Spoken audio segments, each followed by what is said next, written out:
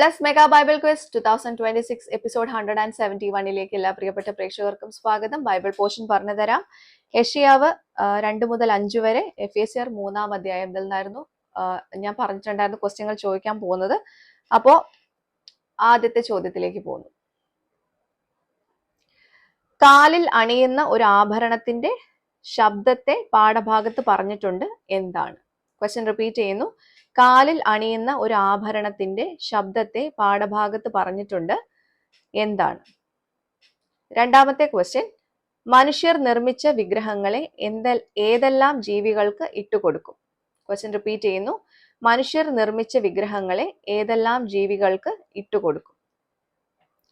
മൂന്നാമത്തെ ക്വസ്റ്റ്യൻ, മലയാള ലിപിയിലെ ഒരു ചിഹ്നവും പാഠഭാഗത്ത് കാണുന്ന ഒരു ആഭരണത്തിന്റെ പേരും ഒരുപോലെയാണ്, എങ്കിൽ ഏതെന്ന് എഴുതുക. ക്വസ്റ്റ്യൻ റിപ്പീറ്റ് ചെയ്യാം. മലയാള ലിപിയിലെ ഒരു ചിഹ്നവും പാഠഭാഗത്ത് കാണുന്ന ഒരു ആഭരണത്തിന്റെ പേരും ഒരുപോലെയാണ്, എങ്കിൽ ഏതെന്ന് എഴുതുക. നാലാമത്തെ ക്വസ്റ്റ്യൻ, പൗലോസിന് ഒരു മർമ്മം അറിയായി വന്നത് ഏതിനാൽ? ക്വസ്റ്റ്യൻ റിപ്പീറ്റ് ചെയ്യുന്നു. പൗലോസിന് ഒരു മർമ്മം അറിയായിക വന്നത് ഏതിനാൽ? അഞ്ചാമത്തെ ക്വസ്റ്റ്യൻ, ഒന്നിനു പകരം മറ്റൊന്ന് ഉണ്ടാകുമെന്ന് സിയോൻ പുത്രിമാരോട് യഹോവ പറഞ്ഞ 5 കാര്യങ്ങൾ ഏവ? ഒന്നിന് പകരം മറ്റൊന്ന് ഉണ്ടാകും എന്ന് സിയോൻ പുത്രിമാരോട് യഹോവ പറഞ്ഞ 5 കാര്യങ്ങൾ ഏവ? അപ്പൊ ഇതൊക്കെയാണ് 5 ക്വസ്റ്റ്യൻസ് കേട്ടോ. അപ്പൊ നിങ്ങൾ ചെയ്യേണ്ടത് നിങ്ങളുടെ ഉത്തരങ്ങൾ വിത്ത് റെഫറൻസ് താഴെ കാണുന്ന വാട്സപ്പ് നമ്പറിലേക്ക് അയച്ചോളൂ.